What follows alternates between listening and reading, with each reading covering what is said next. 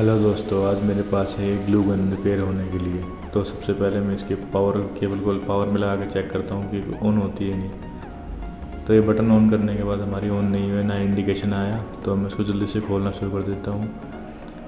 तो कुछ इस तरह स्क्रूज खोलने के बाद हमारी अंदर से बाहर आ जाएगी। तो कुछ इस तरह की इसके अंदर का सर्किट है। तो सबसे पहले मैं इसकी मेन वायर को चेक करता हूँ। मेन वायर हमारी ओके है। दूसरी प्रोब को चेक करता हूँ तो दूसरी भी हमारी ओके रहे। तो मैं इसके बटन को चेक कर लेता हूँ, क्या पता बटन खराब। तो हमारा बटन भी बिल्कुल ओके है।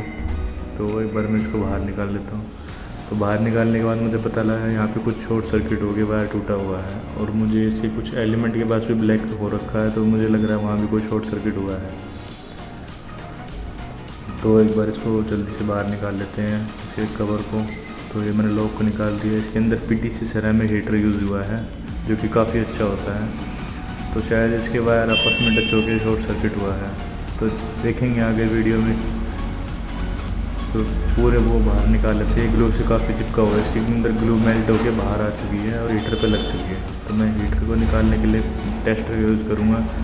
तो कुछ इस तरह से मेरा हीटर बाहर आ चुका है। तो मैंने हीटर को ध्यान से देखा तो इसके वायर बस चिपके हुए थे, शॉर्ट सर्किट हो गया, ब्रेक हो चुका था वायर। तो मैंने इसके ग्लू को हटा के इसकी सफाई करके इसके वायर को दोबारा लगाया। तो दोबारा लगाने के बाद मेरी रीडिंग हमारी ओके आ चुकी है वायर की, पीटीसी सेरामिक हीटर की।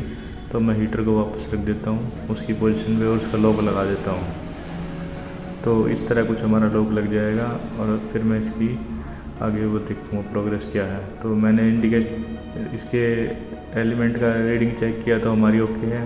फिर मैंने इंडिकेटर चेक किया तो इंडिकेटर हमारा ख़राब है। तो इंडिकेटर ख़राब है तो मैंने इसके अंदर दूसरा इंडिकेटर लगा दिया, जिसकी एक वायर को हमें रेजिस्टेंस से कनेक्ट करना है, दूसरे वायर को डायरेक्ट 220 वोल्ट जहाँ पे एलिमेंट का वायर कनेक्ट होगा। तो रजिस्टर के होते हुए ये हमारी एलईडी काम करेगी।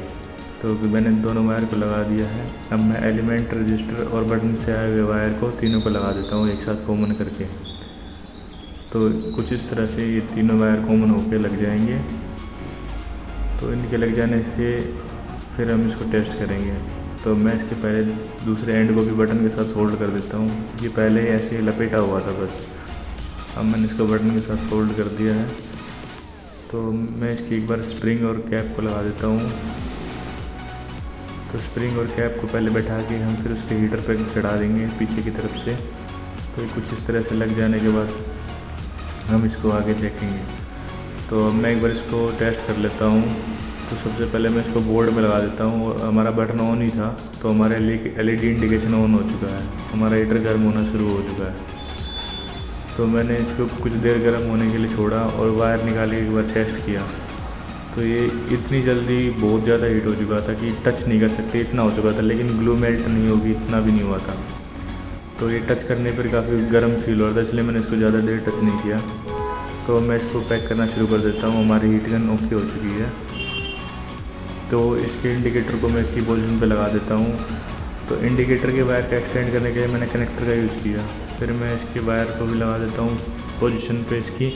और जो मैंने एंड छोड़ा था उस एंड पे मैं टेपिंग कर देता हूँ। टेपिंग अच्छे से हो जाने के बाद मैं इसको पैक करना शुरू करूँगा। तो अब मैं इसको बटन को लगा देता हूँ।